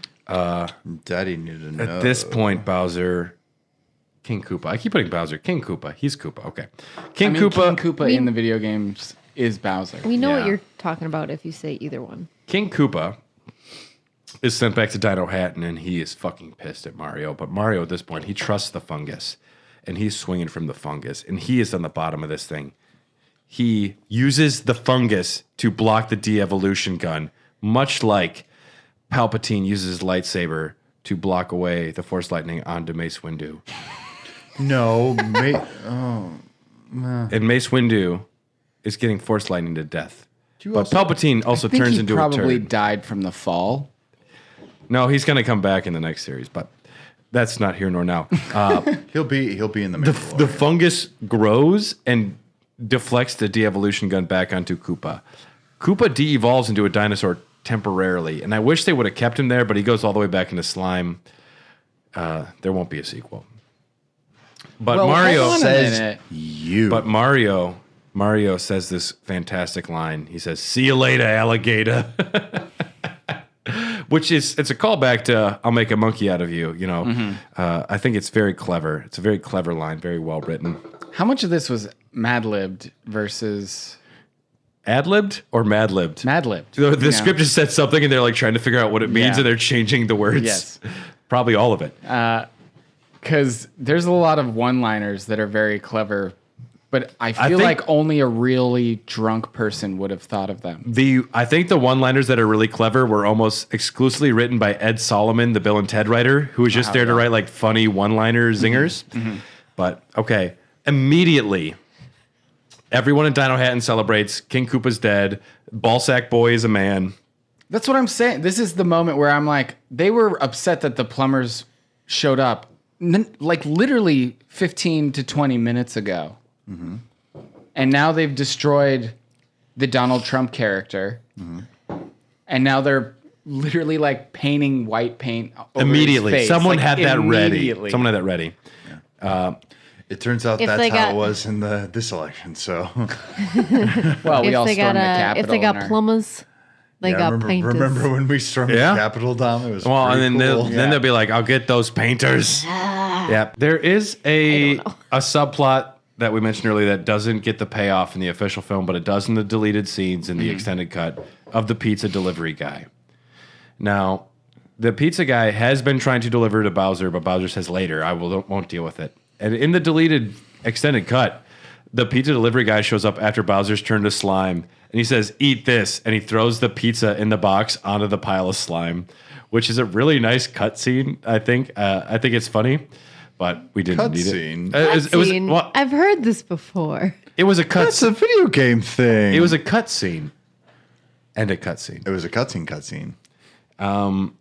And at this point, our heroes are now heroes. You know, we know that they have ascended, and they've become the superheroes that we knew they were. But they are at the point where they're trying to leave the dimension, and Luigi and Daisy have kissed, and Luigi's like, "Come with us," and she's like, "I can't." And he goes, "Why?" And then Mario's right behind him, and he says, "She's trying to tell you she loves you, but she can't leave here until she knows where she belongs. And if you loved her, you'd understand that." I come into my apartment. It's like, my God. You can of spam. This film grossed almost $21 million in U.S. and Canada, selling approximately 5 million tickets. One of those to 9-year-old Josh. Asia took in 2.7 million. Not good. All in all, a huge bomb. What about 25-year-old Tom? Did he? Yeah, do the Mario. All right. So Sorry, Tom. all right. So Nobody's sorry. Dylan, You old fart. will you read this quote from Bob Hoskins? The worst thing I ever did, Super Mario Brothers. It was a fucking nightmare. The whole experience was a nightmare. It had a husband and wife team directing whose arrogance had been mistaken for talent. After so many weeks, their own agent told them to get off the set. Fucking nightmare. Fucking idiots. When did he say that? In an interview. Damn. All right. Idiots. Would you read, Carly, Oh, God. the first letter from Dennis Hopper there? It was a nightmare. It was a husband. Oh, wait. Didn't you just read that? Yeah. No. It's very similar. Oh, is it? Okay. Yeah, okay. That is Hopper. It was a nightmare. It was a husband and wife directing team who were both control freaks and wouldn't talk before they made decisions. I was supposed to be down there for 5 weeks, and I was there for 17. Oh. 2? Second one, 2? Read the other one, too. Okay. I made a picture called Super Mario Bros. And my 6-year-old son at the time, he's now 18, he said, "Dad, I think you're probably a pretty good actor, but why did you play that terrible guy, King Koopa, in the Super Mario Bros?" And I said, "Well, Henry, I did that so you could have shoes." And he said, "Dad, I don't need shoes that badly." Classic. That is great. Holy shit. I don't need shoes that bad. That was pretty bad. And then you'll be Damn. playing the role of Shigeru Miyamoto. So this is Shigeru Miyamoto's thoughts on the movie. Allegedly. Allegedly? This was said in an interview, but I don't know if this is his He official thoughts. obviously said this in Japanese, and it was translated by a non-Japanese person by Annabelle into English. Jekyll and Yeah, Morton. By Yeah. the translators of Squid Games. Yeah. In the end, it was a very fun project that they put a lot of effort into. Okay. That's so Japanese. The only thing that I still have. Okay, hold on. It's bad translation, isn't it? No. Okay. I just don't know how to read. That's me too. The one thing that I still have some regrets about is that the movie may have tried to get a little too close to what the Mario Brothers video game was. What? Wait, say what now? Yeah. And in that sense, it became a movie that was about a video game rather than being an entertaining movie in and of itself. Did he even see this? I don't know. This was one of the first video game movies ever made with one of the biggest possible franchises to make a game movie out of. Even at the time, and it was so fresh and young. I mean, before this, I forget there was a couple, maybe like Double Dragon, which was very not a big deal, but Mario Brothers was a big deal. Mm-hmm. Disney bought distribution rights, and they were like, this is their Mickey Mouse essentially. and Disney's like, we might want to have this franchise for rides, for rights. It's so baffling how this came to be. Yeah. Bob Hoskins, God bless him. John Leguizamo, God bless him. They were there, even despite being upset and drunk. Bob and showed up. I don't care if you can do it drunk. This is what this entire podcast is, man. We're the Raw Dogs are the Mario and Luigi of fucking shit. They were drunk because they were upset. Brad, we're not going to be able to afford rent this month, and then you're playing with And you're one like, of those perfect, like toys. Perfect. Don't say impossible. It's improbable we'll pay rent this month, but it's not impossible. See, Yep. So this movie exists, it does. and they are only now, like a month ago, saying, "All right, we're gonna do it. We're gonna make another Mario Brothers movie." No, they said that 2 years ago. Well, they yeah, announced it 2 years ago. back in the day, but it's becoming a very real thing now. Yeah. Dom, what are your final thoughts on the Mario Brothers 1993 film? It's a bad movie, but in a good way. I like that. That's I would recommend somebody watch it just to see what nonsense it is. But it's not good. But it's not bad. It's weird. It's something else. I am clearly a critic. Yeah. to me, if it was not marketed as Mario Brothers, it could function in a different way as a sci-fi like family film. Right. I don't think necessarily the concept is bad. Split reality, dinosaurs, whatever. A lot of it's half baked, but I think a lot of the set design is pretty solid, and they did cool puppetry and mechanical effects of the Goombas and Yoshi. The problem is all of the baggage that comes with Goomba, Bullet Bill, King Koopa. People expect one thing, and when Mario doesn't go into a flame like lava-filled castle and find a toad there who says sorry, like it's your expectations are not met, and instead you're in a dystopian Blade Runner universe with strippers, fishes named Big Bertha, and egg babies with Catholic nuns, and see, this is the part where this is preferable. And let me put it this way, because I know what this fucking new movie is going to be. It's going to be very simple. It's going to be a lot of winks and nods. And remember this, you know this. Imagine a Mickey Mouse movie where they're like, "Hey, Mickey Mouse is pretty famous, right?" That's actually an interesting idea. They should actually use that. It's fine. Rocky Morton and Annabelle Jankel never directed anything substantial again. They divorced. Annabelle Jankel did direct. The Cunt and the Cow? The Cunt and the Cow just became The Cunt and the Cow. Oh, okay. Yes. But she did keep directing commercials, so I guess she had more of a career. Hoskins decried this as the worst thing he's ever made. Hopper decried this as the worst thing he's ever made. Mojo Nixon said, "Wow, that was a fucking weird time." Fisher Stevens was dating Michelle Pfeiffer at the time, living in a haunted house. He was fine. John Leguizamo has stood up for this film. Recently, he put out a video. He's like, "I'm super happy people love it because this did happen, and we put a lot of work into it. Whether or not people were happy at the time, and we're happy that people received it well, and it's very cool." Hey, we're making a podcast about it. And it's true, and I think it. I have a very fond fond feelings for this film because I can watch this and just giggle because it is so dumb and so silly. They open with the worst animation ever and a narration by Dan Castellaneta, and then it turns into nuns receiving an egg with a baby inside of it, and Dennis Hopper is playing King Koopa. This is the greatest film ever made, maybe. It is so gloriously stupid that I will always think it's fun to watch. What are we drinking? But it's not good. What are we drinking here, Dom?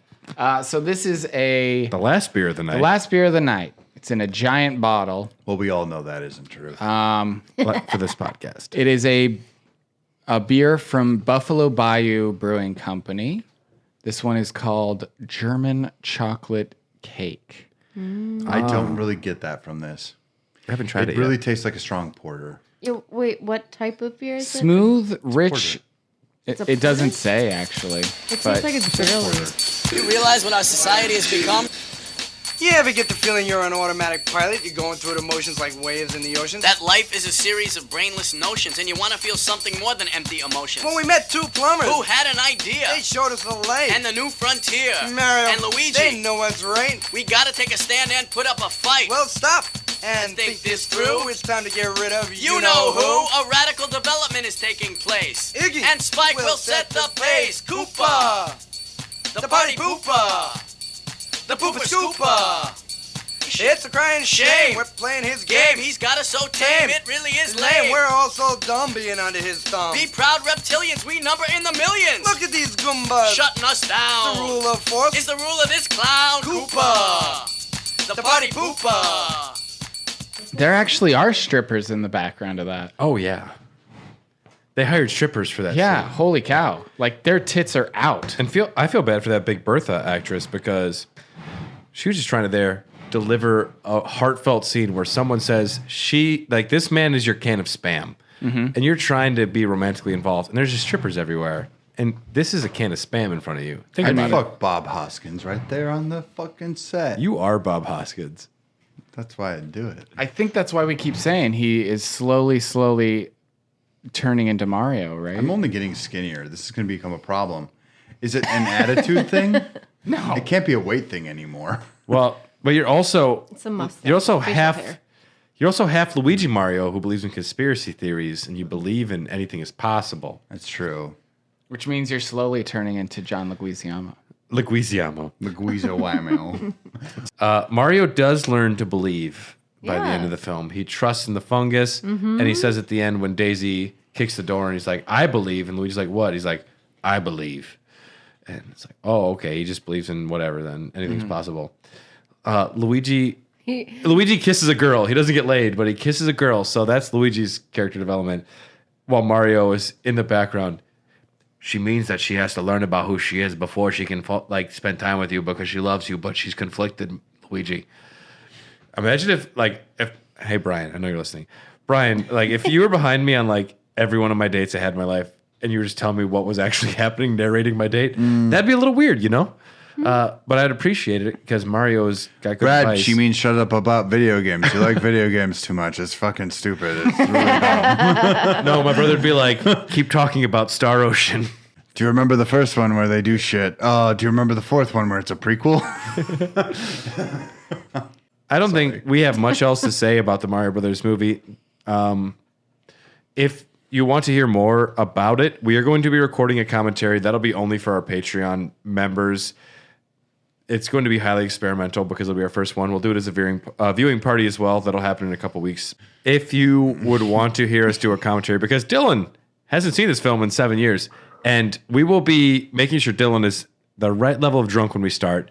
I literally bought the DVD on Amazon. So if you want to hear anything about the commentary, check us out on Patreon. It'll be available at the $3 tier.